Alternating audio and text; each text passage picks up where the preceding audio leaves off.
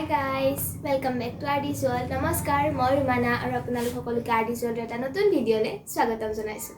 আৰু আজি হৈছে 2021 চনৰ শেষৰটো দেওবাৰ আৰু সেয়েহে যিহেতু পিকনিকৰো বতৰ আৰু আমি সেয়েহে আজি পিকনিক খালোঁ তালচিকুৰ ঘাটত বান্ধুন নামৰ এটা অনুষ্ঠানে আয়োজন কৰিছিল এই পিকনিক আৰু পিকনিকত সকলো বস্তু পৰিৱেশ প্ৰদূষণ নোহোৱা বস্তুহে ইউজ কৰা হৈছে আৰু এয়া চলি আছে চাহৰ বাবে আয়োজন আৰু চাহ খোৱাৰ বাবে চাহৰ বাবে আছে টেকেলি পিঠা তিলৰ লাড়ু নাৰিকলৰ লাড়ু জিলাপি আৰু এইবোৰ দিয়া হৈছে কলপাতত আৰু এতিয়া আমি চাহো দিয়া হৈছে মাটিৰ পাত্ৰত আৰু এনেদৰে আজি সম্পূৰ্ণ পৰিৱেশ প্ৰদূষণ নোহোৱাকৈ আজি পিকনিক আয়োজন কৰা হৈছে আৰু আজি আমাৰ মাজত উপস্থিত আছে ফৰেষ্ট ডিপাৰ্টমেণ্টৰ ব্ৰেণ্ড এম্বেচাডৰ আৰু সেউজ মিছন বজালীৰ প্ৰতিষ্ঠাপক আনন্দ খাটনিয়াৰ ডাঙৰীয়া আৰু তেখেতক সুধিম আজি আমি পিকনিক কেনেদৰে কি কৰিলোঁ।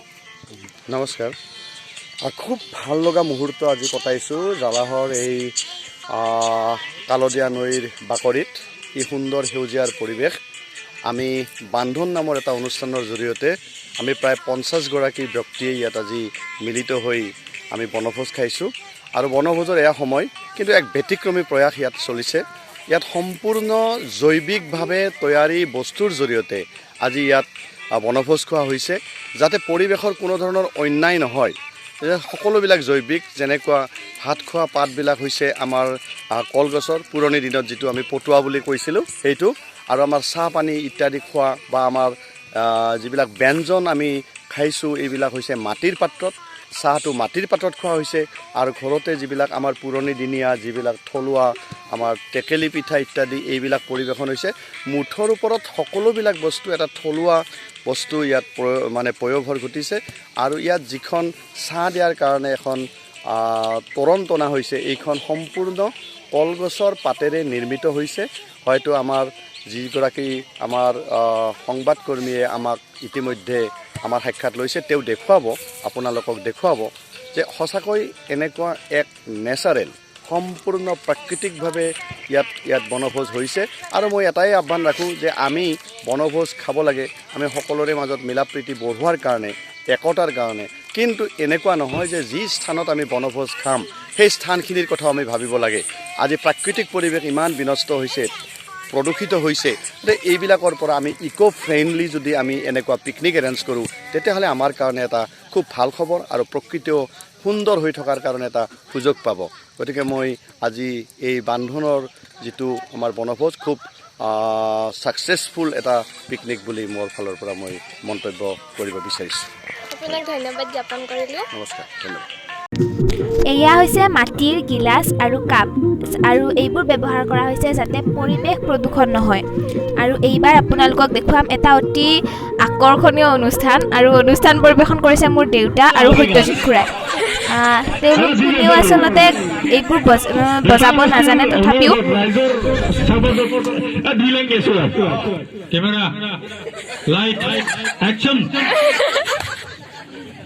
উঠি নাযাব গানটো মই আৰম্ভ কৰোঁ। 2 লাইন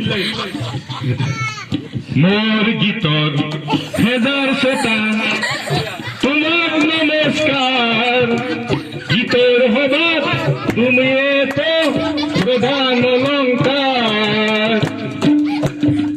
মোৰ গীতৰ হেজাৰ ছটা সকলোৰে ধেমালিৰ বাবে তেওঁলোকে এনেদৰে অনুষ্ঠান পৰিৱেশন কৰিছে আৰু এতিয়া আপোনালোকক দেখুৱাও দৰ্পণায়ো ডেন্স কৰিছে আৰু দৰ্পণাই ডেন্স ধন্যবাদ থাকিলে।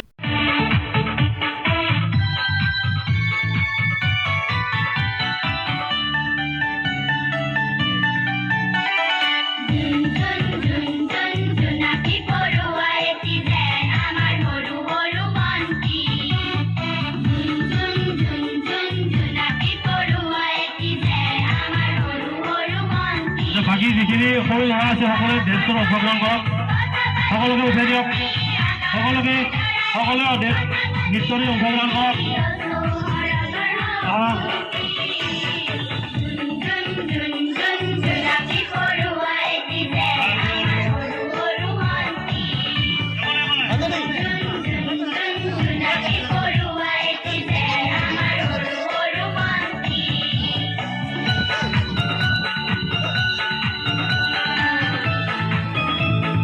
এয়া হৈছে মোৰ মা আৰু মায়ে কবিতা আবৃত্তি কৰিছে সকলোৱে মাক কৈ আছিলে যে কিবা এটা কৰিব লাগে আৰু সেইকাৰণে মায়ে কবিতা এটা আবৃত্তি কৰিলে আৰু মায়ে কবিতা আবৃত্তি কৰিছে মমতাৰ চিঠি। পিকনিক বুলি ক'লেতো খানা থাকিবই আৰু এতিয়া আমি সকলোৱে বহিছোঁ খানা খাবলৈ আৰু ইয়াতে খানা খোৱা হৈছে কলপটুৱাত আৰু পানী খাবলৈ ব্যৱহাৰ কৰা হৈছে মাটিৰ গিলাচ আৰু এনেদৰে আজি সম্পূৰ্ণ পৰিৱেশ প্ৰদূষণ নোহোৱাকৈ পিকনিক আয়োজন কৰা হৈছে।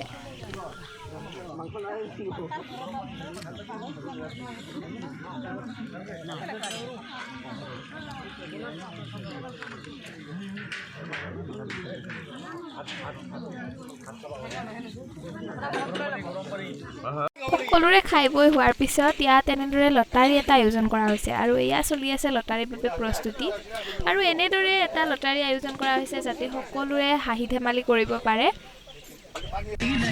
পিকনিক বুলি ক'লেতো ডেন্স আৰু বিহু থাকে আৰু তেনেদৰে আমাৰ পিকনিকতো সকলোৱে বিহু নাচিছে আৰু এনেদৰে সকলোৱে হাঁহি ধেমালি কৰিছে।